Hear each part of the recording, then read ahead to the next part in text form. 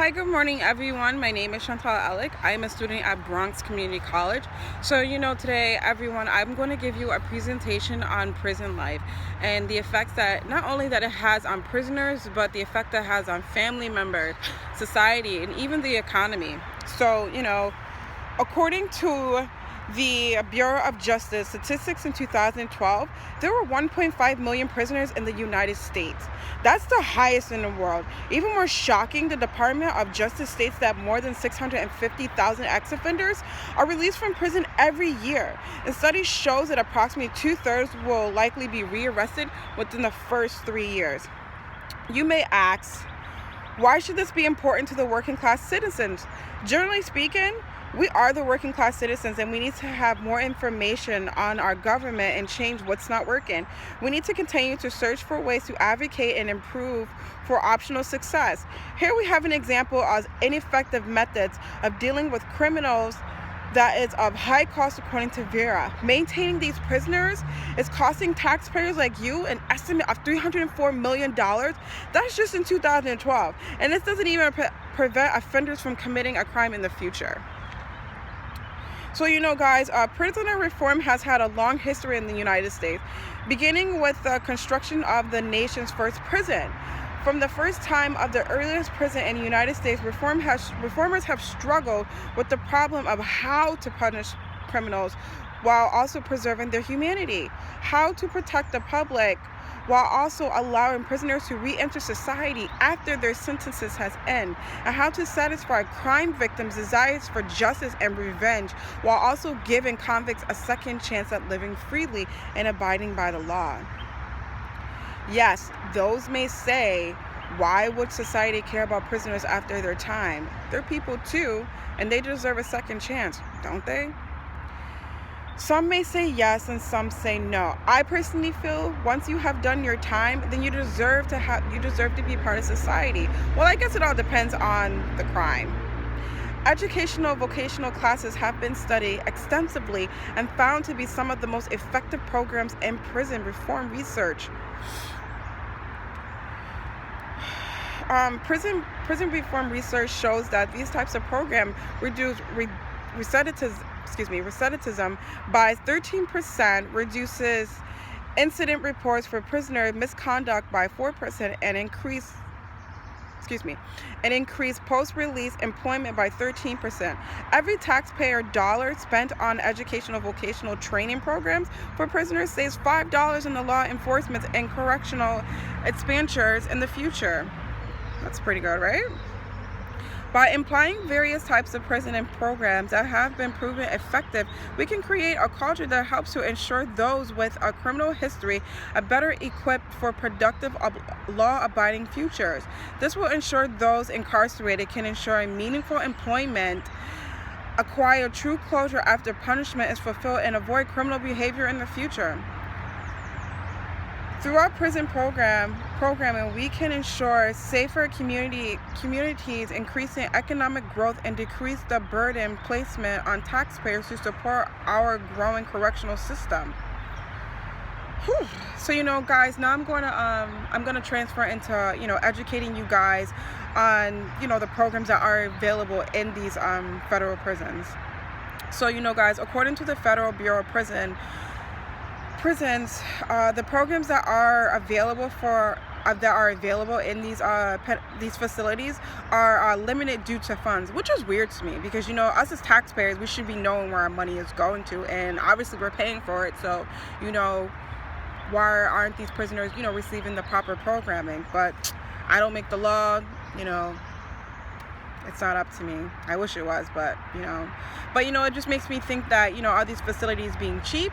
Are they keeping the money for themselves? And what are they doing with it? But the programs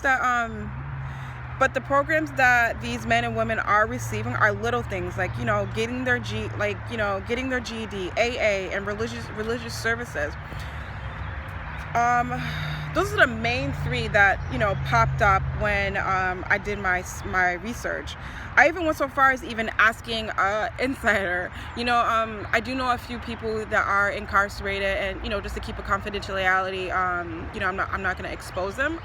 One that I can say who's incarcerated now that I was able to get in contact with was my brother. He's in Bear Mountain right now. I'm not going to disclose, you know, his charge, but, you know, it's some heavy stuff. So, you know, my brother's also doing time in a state prison. Since he has been there, he says that he's not really interested in the programs because, you know, he doesn't need to do AA because, you know, he's not a drug user. He doesn't need to get his GED because he's already graduated from high school back in 2013. So pretty much he said that he just like keeps to himself. But, you know, he stated that he feels sorry for a lot of people who are doing life in prison. And, you know, they are doing these programs and it's not, you know, it's not benefiting anything, just, you know, just killing time and just helping them get through the day, you know. So, you know, the Federal Bureau also states that these programs are beneficial for inmates who take advantage of their sources. Some programs can even lower prisoners' jail bid, or in other words, you know, jail time, by participating in certain cases. What are effective? What are the effects of incarceration, and why do we need these programs that address specific needs for prisoners? Well, according to an article that I found online, and I did a lot of deep research, according to an article by CNN 2009, many criminals released have had trouble finding jobs because of their criminal status, and many resort back to their old lifestyles before incarceration. That's tough. Also, many prisoners are leaving behind families, possibly depriving their family of a paycheck, leaving them economically unstable. That's a big one. You know, even if, like, you know, you didn't have a 9-to-5 job, but you have some kind of money coming in, you know, leaving your family, and, you know, unless you had some mad money saved aside, then, you know, it's a big burden. And, you know, I understand that's a big struggle. You know, families cope with the hidden cost of incarceration, you know. So, you know, I also found out that according to New York Times, prisoners cost taxpayers, us, like me and you, about $80 billion a year, but the price of loved ones go unnoticed. You know, us as taxpayers, you know, that's a lot of money, $80 billion a year. That's just within like the last couple years. And, you know, family members that are paying their taxes, and on top of that, they're also paying, you know, to, you know, take care of their loved ones behind bars, because obviously, you know, they're not receiving the proper treatment behind bars. So, you know, it's the burden of their family on the outside to keep, you know, it going, to make sure, you know, they have everything that they need.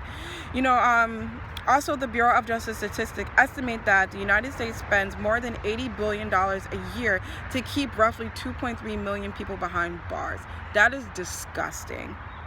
Many experts say that these figures is gross underestimated, though, because it leaves out myriad-hitting costs that are often borne by prisoners and their loved ones, with women overwhelmingly shouldering the financial burden. These costs rise during the holiday season. Relatives say that they make more visits, spend more money on calls, and shell